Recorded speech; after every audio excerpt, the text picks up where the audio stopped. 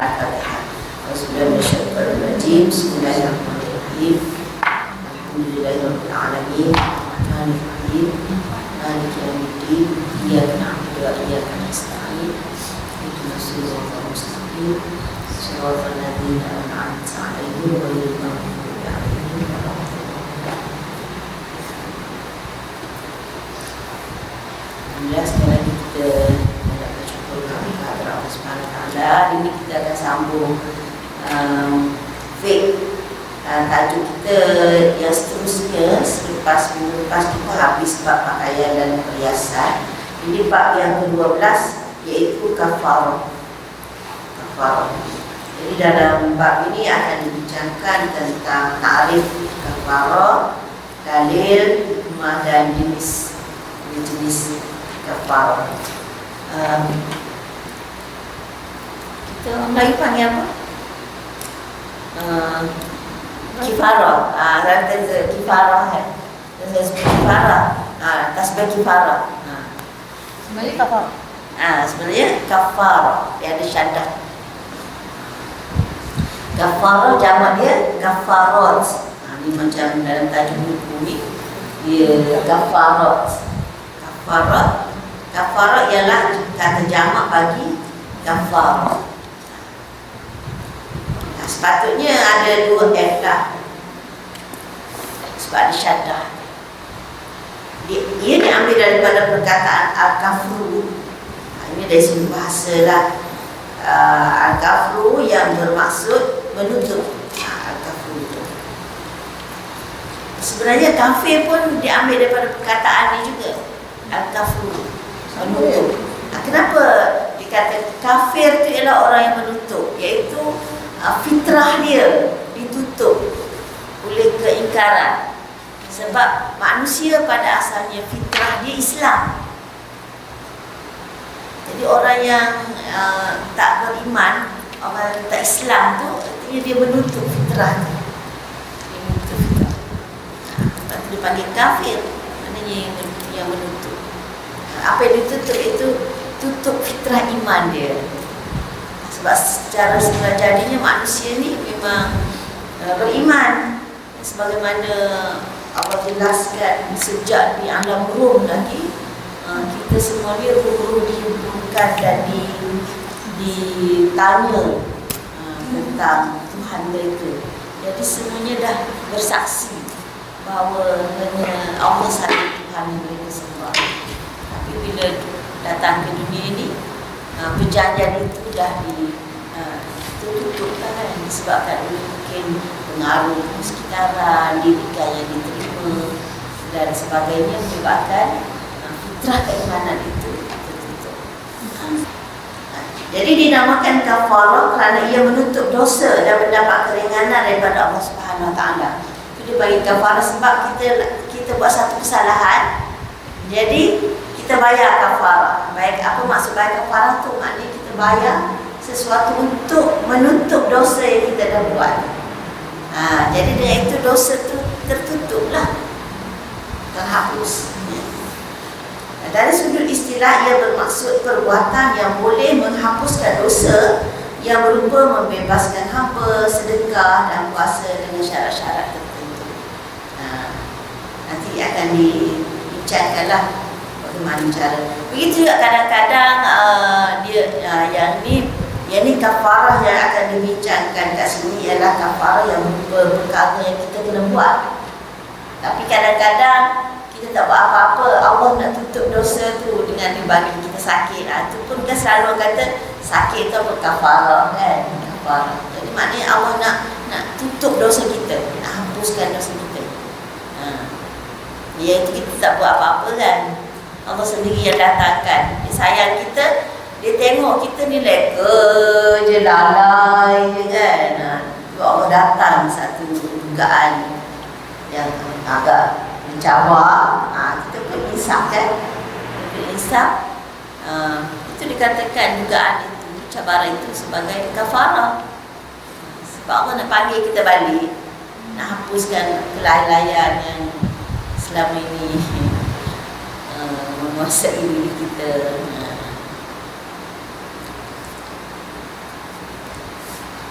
Okey, dalil disyariatkan kafarah.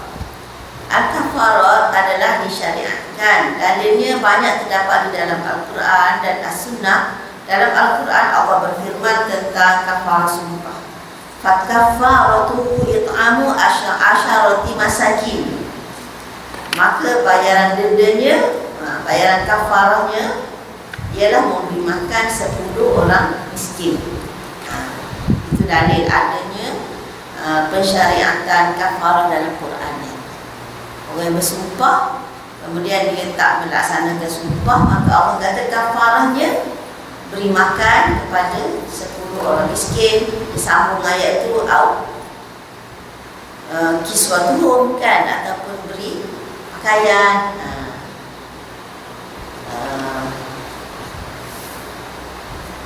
ataupun memerdekakan hamba, seterusnya. Firman Allah tentang orang yang terhalang daripada melakukan haji. Wa atimul hajja wal umrata lillah fa in usirtum famastaysara minal hadi.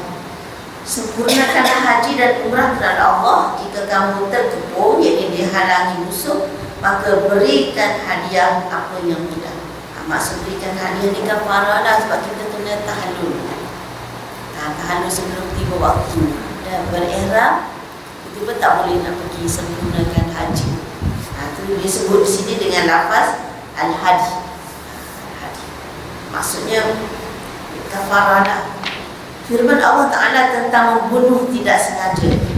Wa man qatala mu'minan khata'an fa tahriru raqabatin mu'minah. Dan sesiapa yang membunuh seorang mukmin dengan tidak sengaja, maka wajiblah ia membayar kafarah dengan memerdekakan seorang hamba yang beriman. Jadi dosa membunuh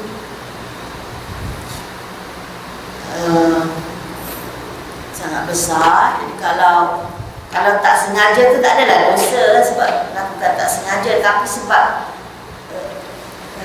kata ada unsur kecuaian. Walaupun tak niat nak membunuh, tapi ada unsur kecuaian di situ. Jadi dah hilang nyawa, kena dibayar. Firman Allah Subhanahu Wa Taala tentang zihar. Walladzina yuzahiruna min nisa'ihim thumma ya'uduna lima qalu fatahriru raqabah. Orang-orang yang menziharkan isteri mereka, kemudian mereka ingin menarik balik apa yang mereka telah ucapkan, maka hendaklah ia memerdekakan seorang hamba. Dalam hadis Muslim telah meriwayatkan daripada Uqbah bin Amir radhiyallahu anhu daripada Nabi sallallahu alaihi wasallam, sabdanya kafaratul nadri kafaratul yamin. Kafarah nazar sama dengan kafarah sumpah.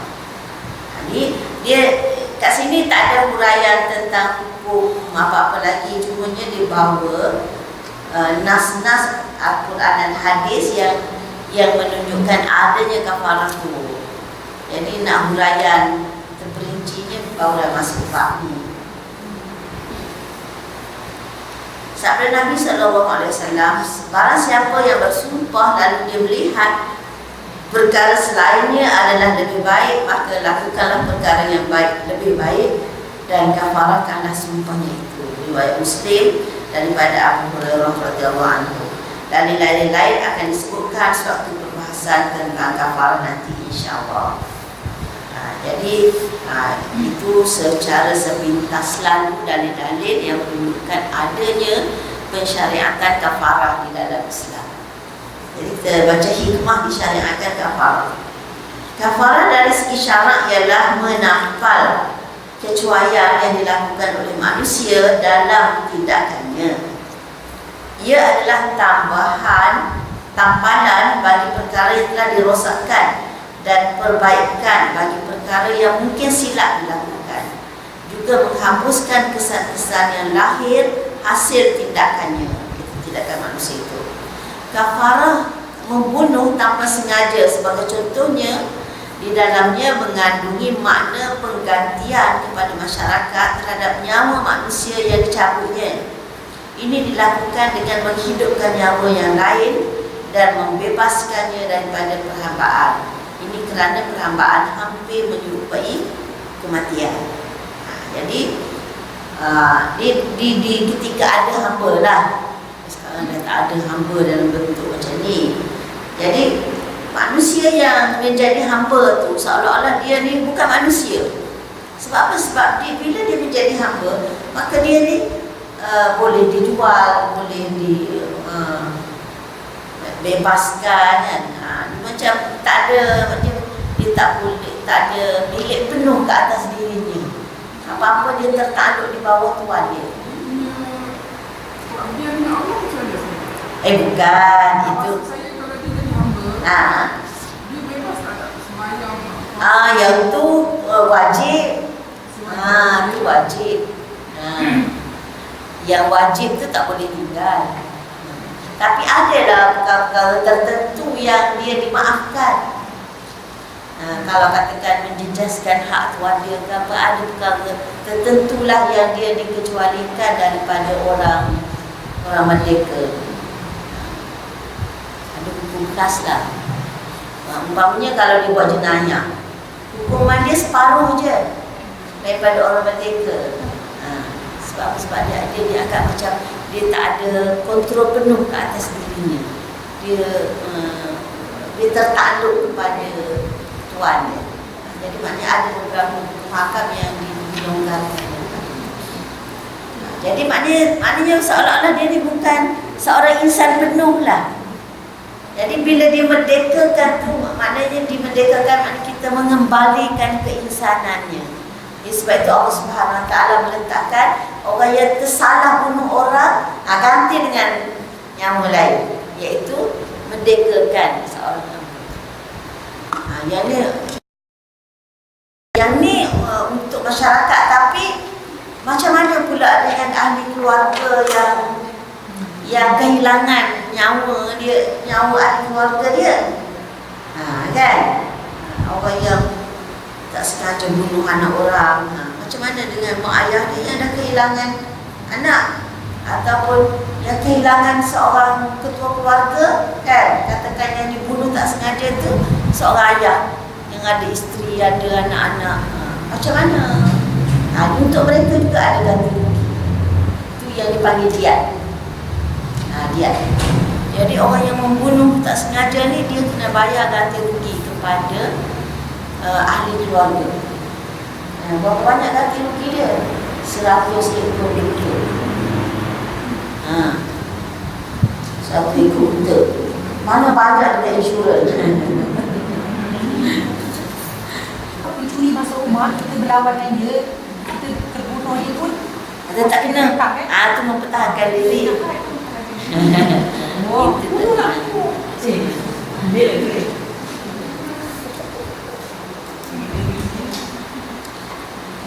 Jadi dengan memberikan makanan, maknanya kalau kita bincang bab hudud, dia berkaitan dengan jenayah, perkara ni juga orang kena tahu. Sebab orang nampak hudud tu cuma bab potong tangan, kan, dengan sebab je, kan. Tapi dia tak tengok macam mana jaminan dalam Islam tentang pembunuhan apa semua tu, kan. Macam mana ahli keluarga dia terbela dan tak diabaikan begitu saja. Ni juga termasuk dalam hudud lah. Saya termasuk macam kalau kemalangan jalan raya disebabkan kita punya struktur jalan raya tak bagus, kerajaan kena bayar kalau untuk lah. Kerajaan kena bayar kepada mangsa yang terlibat. Ni dah pemandu tu lah. Pemandu asalnya atas pemandu. Faham tak? Asalnya atas.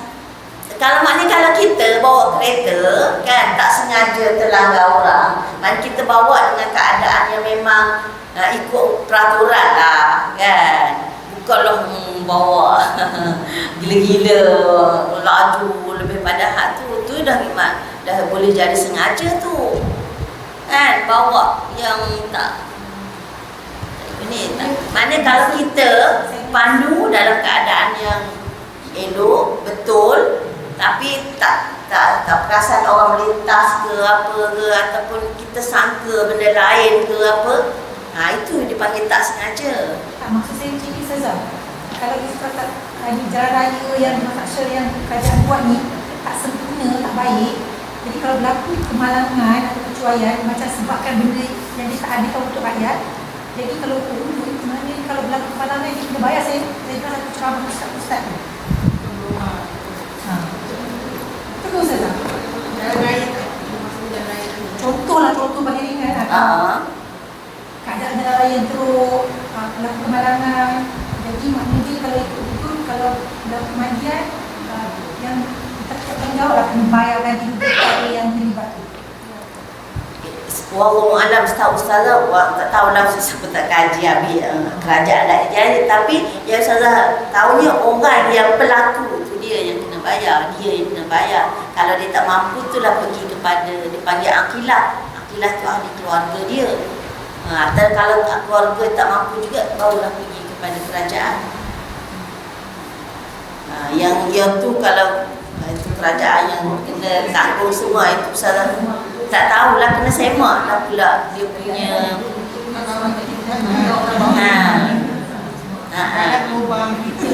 iyalah.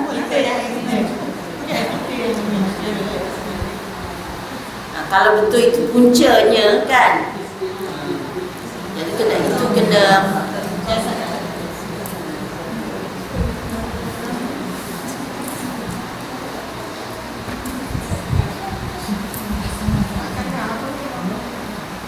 Hamba ni dia masih perempuan perang kan. Sekarang tak ada hamba kan. Tapi kalau kata perang naik masa di Monti gitu kan. Kalau dia kawan terjadi kan. dia sebab dia berkaitan undang-undang antarabangsa. Mana kalau pegang dengan orang Islam tu, kalau kita dah ada persetujuan perjanjian antarabangsa bahawa tawanan tidak boleh dijadikan hamba, kita kena patuh kepada perjanjian tu. Kecuali kalau mereka menjadikan hamba tawanan kita, baru kita boleh buat. Sebab tu membalas dengan cara yang sama.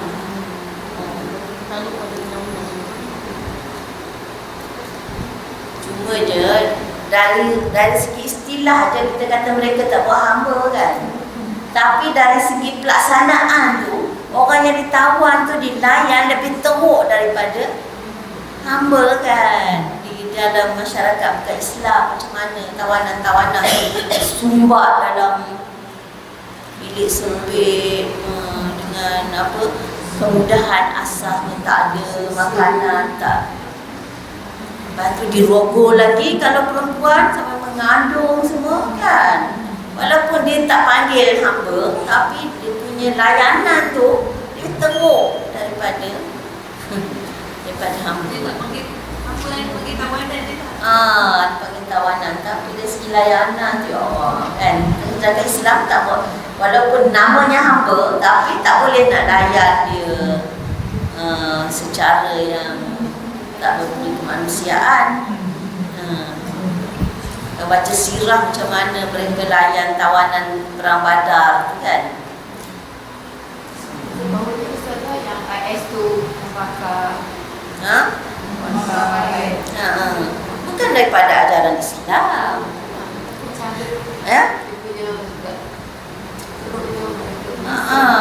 Mana Islam ajar macam tu? Ada seorang ulama daripada Maghribi. Orang tanya dia lah tentang tindakan membakar pilot Jordan tu kan. Orang tanya kenapa dia senyap tak komen. Lepas tu dia kata, aku nak komen apa? Dia kata sebab Arab panggil Daesh kan. ISIS tu istilah Arab panggil Daesh, Daulah Islamiah Iraq wa Syam. Itu Daesh. Dia kata kalau aku komen kata tu salah, nanti seolah-olah Daesh tu betul. Sebenarnya Daesh tu memang ada asalnya salah, dia kata. Jadi semua tindakan dia salah. Saya tak komen, dia kata. Sebab kalau aku kata yang ni salah, nanti orang fikir yang lain-lain tindakan dia betul. Memang kumpulan itu pun bukan berasaskan kepada asas yang betul.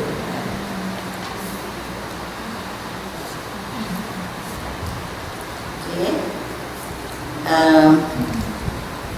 Dengan memberikan makanan, ini salah satu kafarah membunuh tanpa sengaja, akan menyelamatkan jiwa daripada kelaparan dan keperluan.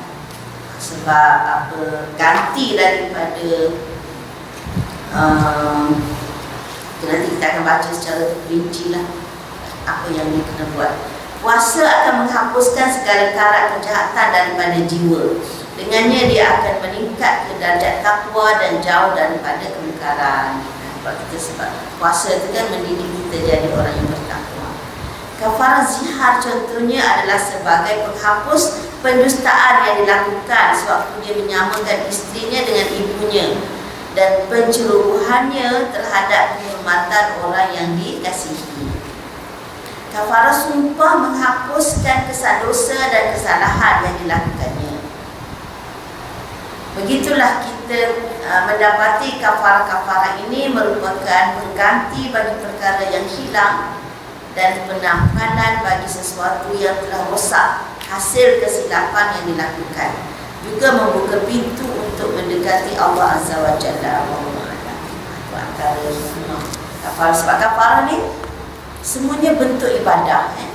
Bentuk ibadah. Jadi tak secara langsung sebenarnya dengan ibadah mendekatkan diri kita kepada Allah.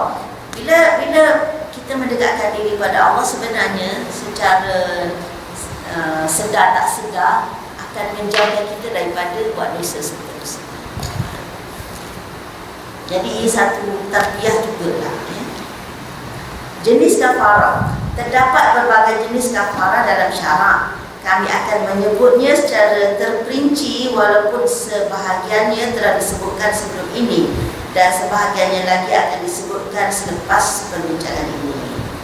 Kami berpendapat untuk mengumpulkannya di sini dalam perbincangan yang tersendiri di bawah tajuk Al-Kafarat sebagai memudahkan pembaca apabila mahu mengetahui dan melihat hukum-hukumnya di satu tempat. Pertama sekali dia buat kat sini kafarah merosakkan puasa kerana berjima pada bulan Ramadan. Ini ada kafarah. Kafarah bagi puasa yang terbatal atau rosak ialah, ini maknanya batal rosak dengan sebab jima pada siang hari bulan Ramadan. Jadi kalau orang yang terbatal puasanya dengan sebab melakukan persetubuhan di siang hari bulan Ramadan, maka dia wajiblah membayar kafarah sebagaimana berikut. Membebaskan seorang hamba yang beriman, lelaki ataupun perempuan. Ini dilakukan apabila wujudnya hamba. Syarat pembebasan ini itu agar kafarah itu sah ialah seorang yang beriman, maknanya hamba itu beriman, tiada sebarang keaiban dan yang menghalangnya daripada bekerja dan mencari rezeki seperti buta, lumpuh dan seumpamanya. Maknanya hamba yang nak dibebaskan itu pun kena pilih itulah, tak boleh sebarang hamba. Mesti dia beriman dan hamba itu tidak ada kecacatan. Yang kedua, berpuasa jika tidak ada hamba. Kita anggap sekarang ni lupakan yang pertama lah. Lupakan yang pertama. Ambil yang kedua. Berpuasa jika tidak ada hamba ataupun tidak mampu melakukannya disebabkan kemiskinan dan sebagainya. Dia wajib berpuasa selama 2 bulan berturut-turut. 2 bulan. Yang ketiga, ya. Ini pada lelaki itu saja. Ini di bawah ni dia cerita siapa yang wajib mengeluarkan kafarah. Okey. Yang ketiga, memberikan makan jika tidak mampu berpuasa. Wajib dia memberi makan 60 orang fakir miskin. Setiap orang mendapat secupak makanan asasi negeri itu.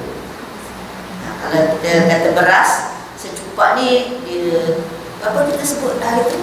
Lebih kurang 600 kan? 600 apa? 600 gram. Jadi maknanya 600 gram kali 60. Jadi 3.600 gram. Berapa kilo? Berapa kilo? 36 kilo kan? 3.6 36 kilo ke 3.6 kilo? 36 lah. 36, takkan 3.6 pula. 60 orang ni, bukan 6 orang. 36 kilo. Macam mana? 76? 3? Kira lah sendiri. Okey tu. Tapi ini kalau tak mampu puasa, dia tak boleh pilih ikut suka. Kata ni rasa senang, banyak duit bagi je. Maknanya kena buat puasa dulu kalau mampu. Tak mampu barulah pergi ke tiga. Ya? Ya, turut-turut. Syahraini mutatabi'aini, 2 bulan berturut-turut.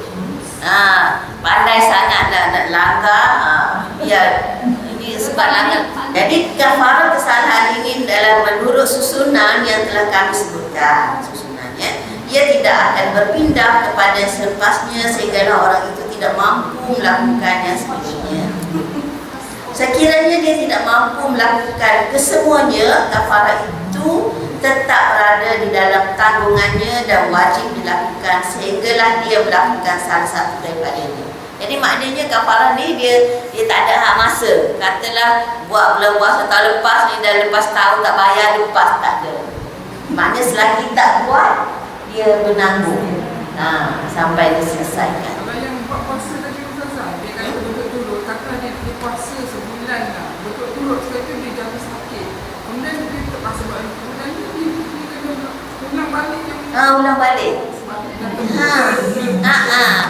Batal.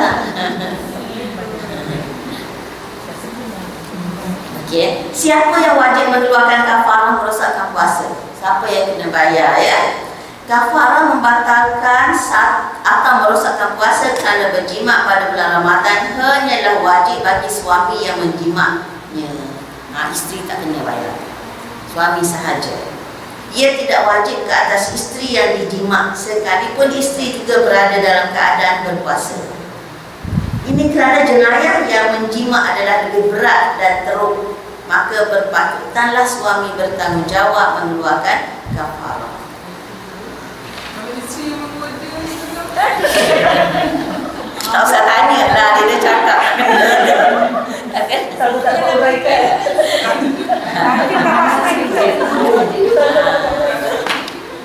Itu kena pilih isteri yang beriman. Tak adalah nak ajak suami merosakkan ibadah kan.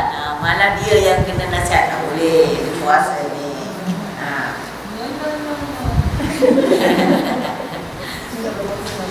Penyebab wajibnya kafarah.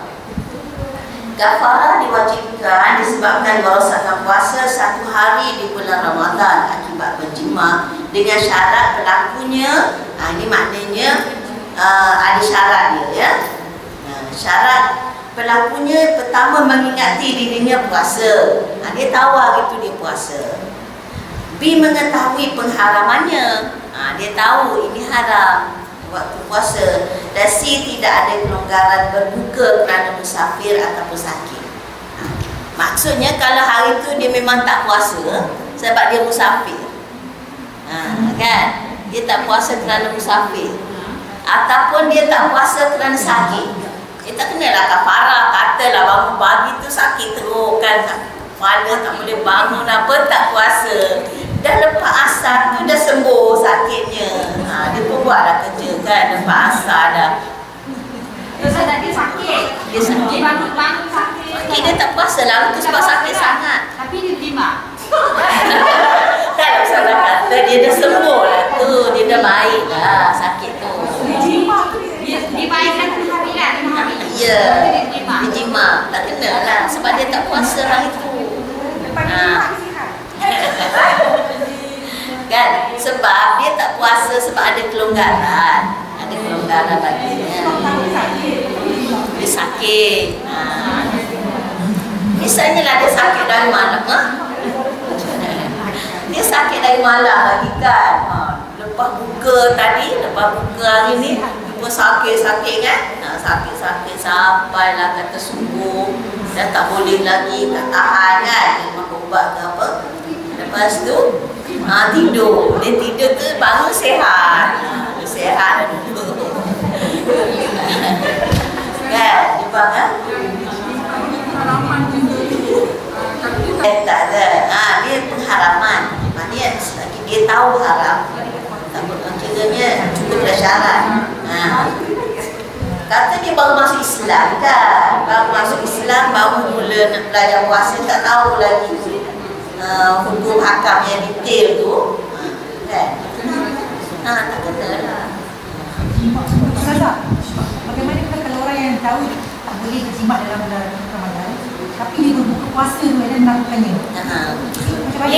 Dosa buka puasa tu lah. Dosa. Dosa. Sebab dia jimat tu dia tak puasa, jadi tak kena kafarah. Tapi dosa buka tu tak boleh tampung dengan kafarah. Dosa macam mana kan? Dosa besar lah. Sebab puasa tu kan wajib untuk Islam. Jadi kalau dia batalkan dengan sebab jimat, tak boleh tahan ke apa, itu dia tidak memainkan hukum kan. Ada kafarahnya untuk dia.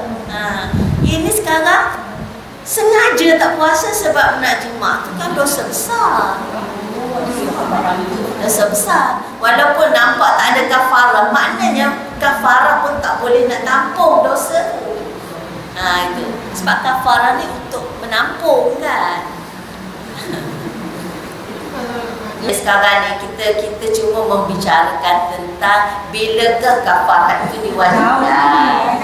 Tapi kalau ada niat yang tak baik nak mainkan hukum Allah, itu bab lain lah kan. Tetaplah berdosa kalau kita sengaja nak rosakkan puasa isteri kita kan. Mana kita tahu isteri kita sedang puasa, itu maknanya macam tak ambil berat tentang hukum Allah lah. Yang itu Allah kira lain lah dosa pahala tu. Cumanya kita tengok dari aspek wajib bayar kafarah atau tidak. Dan kafarah ni kita tahu nak menampung, artinya dosa itu Allah sedia menerima tampalannya, sedia menerima tampalannya dengan kafarah. Tapi yang kata tak ada kafarah tu bukanlah maknanya dia lebih ringan, tapi dosanya mungkin di sisi Allah lebih berat sehingga tak ada kafarah. Kan? Itu kita kena faham. Kan? Kafarah hanya taubat lah kan. Taubat tu memanglah menutup semua. Taubat nasuhah kan.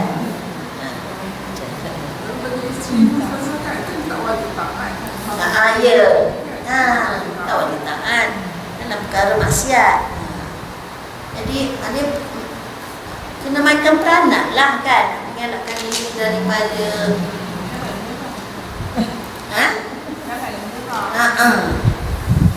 Okey, jadi orang yang melakukannya dalam keadaan lupa ataupun tidak mengetahui pengharamannya, atau merosakkan bukan puasa Ramadan, ataupun berbuka dengan sengaja tetapi bukan dengan jima, ataupun bermusafir yang dibenarkan dia berbuka lalu dia berjima, maka dia tidak dikenakan kafarah. Dalam semua keadaan ini dia hanya diwajibkan qada saja. Sebab bahasa dia ni macam ringan kan. Sepatutnya dia kena sebut dia bertaubat. Dia bertaubat dan qada. Itulah orang kata kadang-kadang dia belajar fiqh ni, kalau tak selit dengan akidah dan tasawuf, itu jadi kering tu.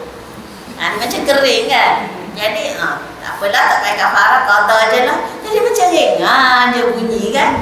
Walau sebenarnya telah melanggar satu ketentuan Allah. Buka dengan sengaja kan dosa besar. Kena taubat. Jadi sepatutnya kena selitlah yang macam tu supaya orang rasa betapa besarnya mencerobohi Ramadan ni dengan tak puasa. Tak puasa. Kalau tak puasa dengan sebab uzur tu lain lah. Tapi sebab disebut juga apa tadi, berbuka dengan sengaja, tapi bukan dengan jima. Sengaja buka kan, itu kan dosa besar kan. Sengaja buka. Okey ya. Niat sewaktu melakukan kafarah, disyaratkan berniat sewaktu menunaikan kafarah, iaitu dengan berniat membebaskan hamba, berpuasa ataupun memberikan makanan kerana kafarah. Ini Ini kerana ia adalah hak harta ataupun badan yang wajib disucikan sama seperti zakat dan puasa. Jadi maknanya kalau dia puasa, dia kena niat dah puasa untuk membayar kafarah. Kalau merdekakan hamba pun niat merdekakan ni untuk kafarah. Kalau beri makan pun niat beri makan ni untuk kafarah. Untuk menjadikan sah, ia mesti diniatkan kerana setiap amal perbuatan itu perlukan niat. Tidak cukup suatu melakukannya dengan berniat secara mutlak, ini tiada ikatan dengan kafarah. Untuk membebaskan hamba semata-mata ataupun puasa sahaja ataupun sewaktu mengeluarkan makanan yang diwajibkan. Ini kerana perkara ini mungkin diwajibkan kerana nazar, oleh itu mesti ditentukan dengan dikaitkan dengan kafarah. Maknanya setiap apa yang kita nak buat tu, sama ada memerdekakan hamba, puasa dan memberi makan, semuanya kena niat kafarah lah. Tak boleh panggil orang miskin jamu kan, jamu makan. Tak boleh. Kita dalam hati lah, tak payahlah cakap kat dia orang, ni kafarah ni, saya jamu ni kan. Niat dalam hati kan. Makan bukan kafarah ni boleh. Niat dalam hati. Jadi maknanya beri makan ni sama ada hantar makanan ke dia 60 orang ataupun panggil 60 orang makan sekali makan. Sampai kenyang lah, tak boleh lah jamu apa cokodok je ke kan. Jamu lah kenyang lah kan. Nasi, kalau kita nasi lah kan, nasi lah.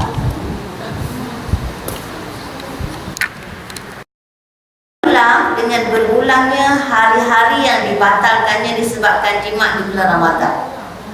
Ni tengok. Kalau buat 3 kali maknanya 6 bulan puasa. 2 bulan turut-turut habis. Lepas tu start balik 2 bulan turut-turut. Kalau 3 kali. Yang dia? Yalah, hari yang berbeza lah. Hari yang berbeza lah. Kan hari yang sama sekali je lah. Sebab yang kedua tu dia dah buat dalam keadaan puasa dah batal kan. Apabila dia berjimat 2 hari pada bulan Ramadan, maka dia wajib qada dan 2 kafarah. Sekiranya dia berjimat 3 hari, maka wajib atasnya qada dan 3 kafarah, dan begitulah seterusnya. Kalau berganda tahun tak buat? Ya, tak ada. Yang kalau berganda tahun tu yang wajib gandanya yang puasa tu tak ganda, yang fidyah ni kan, fidyah tu je. Kalau dia tak qada, kalau tak qada, fidyah tu lah ganda. Tapi puasa tak ganda. Kafarah pun tak ganda. Tak adalah katanya 2 bulan jadi 4 bulan. Cumanya dia menanggunglah sepanjang hayat kan. Menanggung sepanjang hayat. Dalil wajibnya kafarah puasa kerana jimat di bulan Ramadan adalah hadis yang diriwayatkan oleh Muslim dan Al-Bukhari dan selain keduanya daripada Abu Hurairah radhiyallahu anhu, katanya, sewaktu kami sedang duduk bersama Rasulullah sallallahu alaihi wasallam, tiba-tiba seorang lelaki datang menemuinya. Katanya, wahai Rasulullah, aku telah musnah. Celaka dah aku.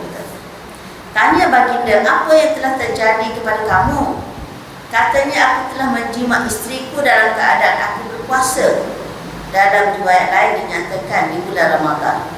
Rasulullah SAW pun bertanya, apakah kamu memiliki hamba yang boleh kamu bebaskan? Jawabnya, tidak. Kata baginda, apakah kamu sanggup puasa 2 bulan berturut-turut? Jawabnya, tidak.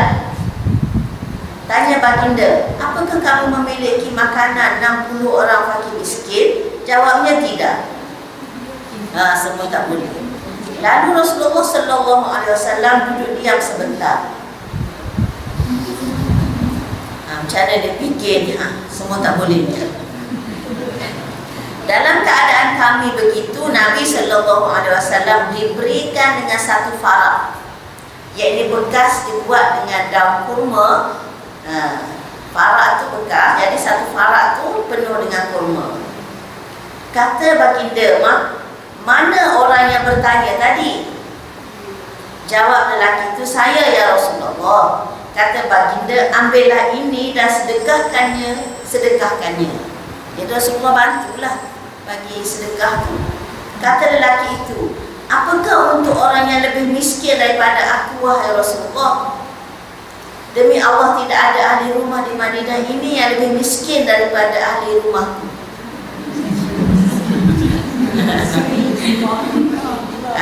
Lalu Rasulullah sallallahu alaihi wasallam pun tertawa sehingga kelihatan gigi taringnya. Kemudian baginda berkata, berilah ahli keluarga kamu memakannya. Maknanya orang miskin tu tak setia, jauh tak kali daripada kalangan keluarga sendiri miskin lagi keluarga sendiri. Ulama berkata, fakir miskin yang mampu memberi makan kepada keluarganya tidak dibenarkan memberi makanan kafarah kesalahannya kepada keluarganya sendiri. Begitu juga dengan kafarah yang lain. Jadi kes ni sebab keluarganya miskin, jadi boleh bagi kepada keluarganya. Tapi kalau dia terdiri, bukan terdiri daripada orang miskin ni, tak boleh lah bagi orang lain. Apa yang disebut dalam hadis ini hanyalah dikhususkan untuk lelaki itu sahaja. Kalau katakan keluarga tu miskin sangat, kan, nak cari, nak bagi kepada orang fakir miskin, yang paling miskin keluarga dia, maknanya bagi keluarga dia.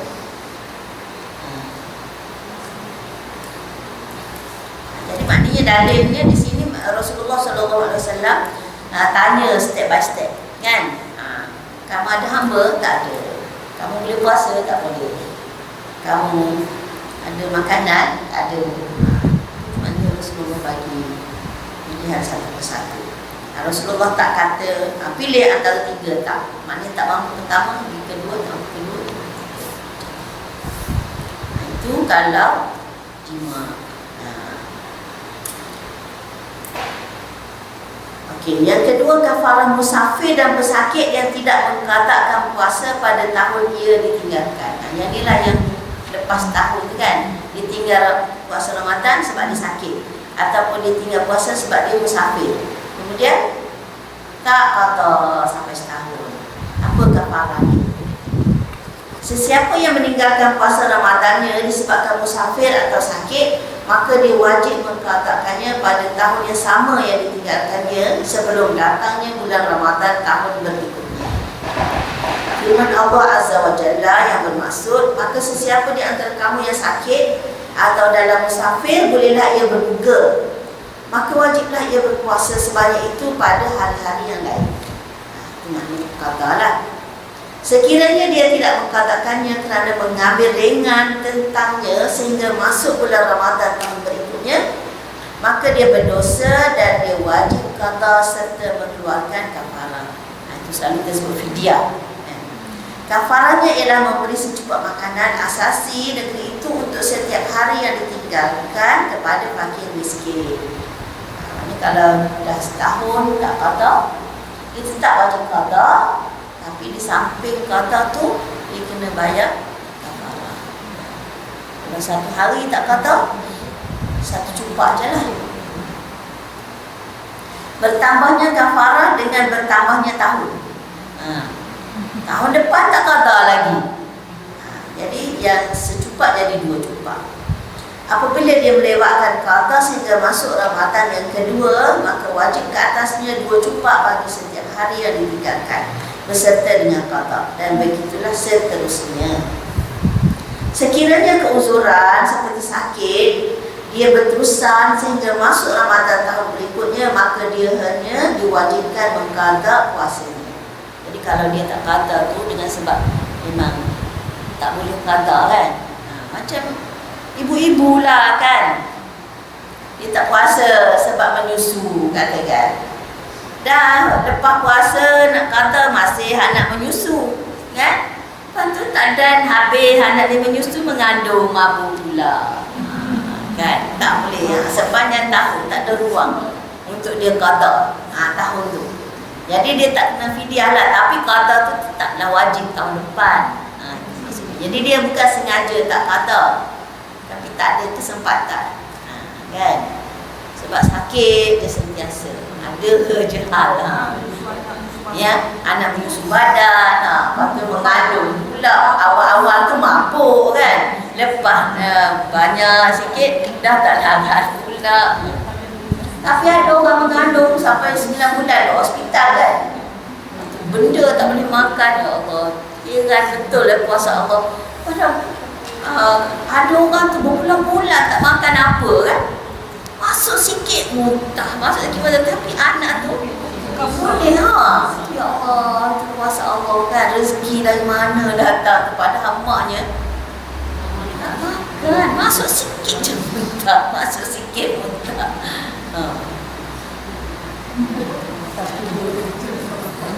Ya. Kalau puasa ni yang untuk orang sakit tu kalau dia nak atur pada tahun tu dia tak payah. Tak ada. Ini kalau dah lepas tahun dah. Lepas tahun dan dia pula sengaja tak kata. Dia ada peluang, ada kesempatan, ada keupayaan. Tapi saja lengah-lengah. Tunggulah, nantilah. Tiba-tiba masuk Ramadan. Tak habis lagi kata. Pada hayat tinggalnya ke 3 hari je. Kan? Contohnya lah. Ya. Sekiranya dia mati sebelum mampu mengkatakannya, maka tiada apa-apa ke atasnya. Ini kalau yang sakit tadilah. Sekiranya dia mati setelah mampu mengkatakannya tetapi dia tidak mengkatakannya, maka disunatkan agar walinya berpuasa baginya sebagai ganti hari-hari yang ditinggalkannya. Sekiranya wali tidak berpuasa bagi pihaknya, maka wajib diberikan makan seorang miskin bagi setiap hari yang ditinggalkan sebanyak 1 cupak. Pemberian tersebut diambil daripada harta pusakanya. Ketika itu kewajipan dia terhadap Allah Azza wa Jalla terlepas.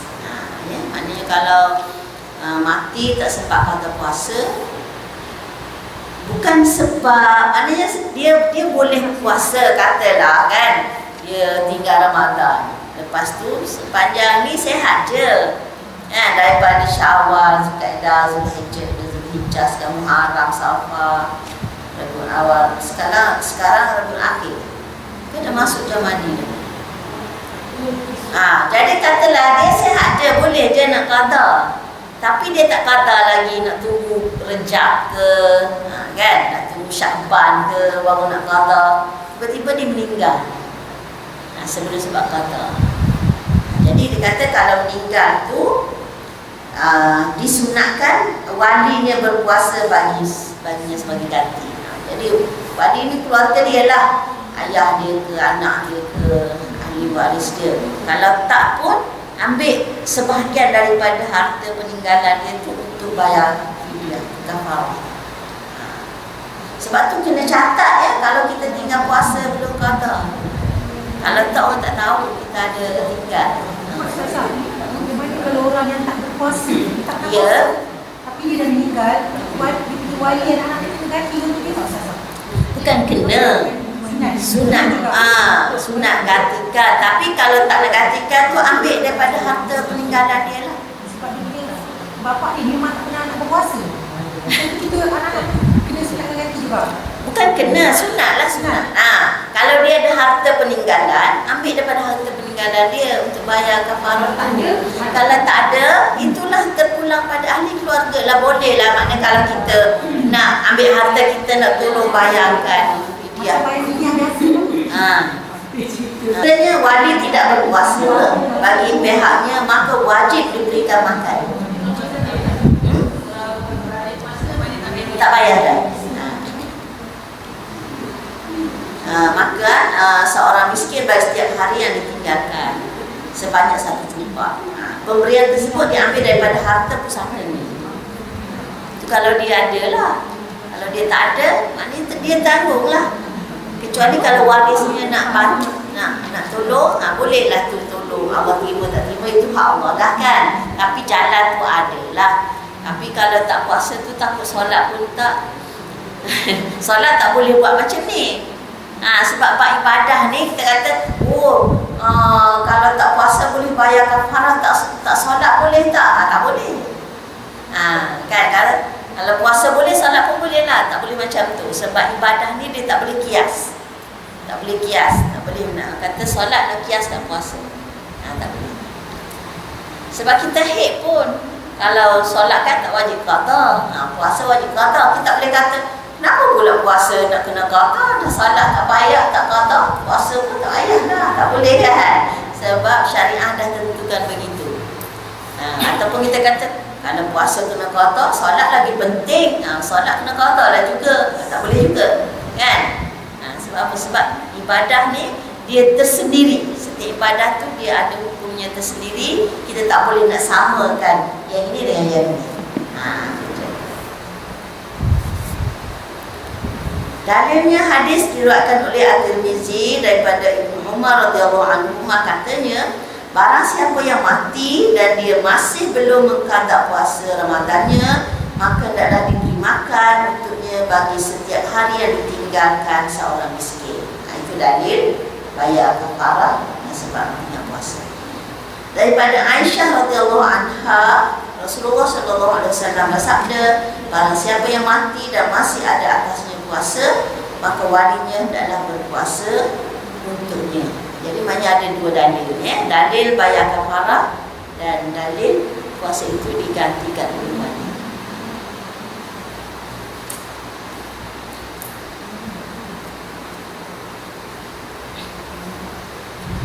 Okey.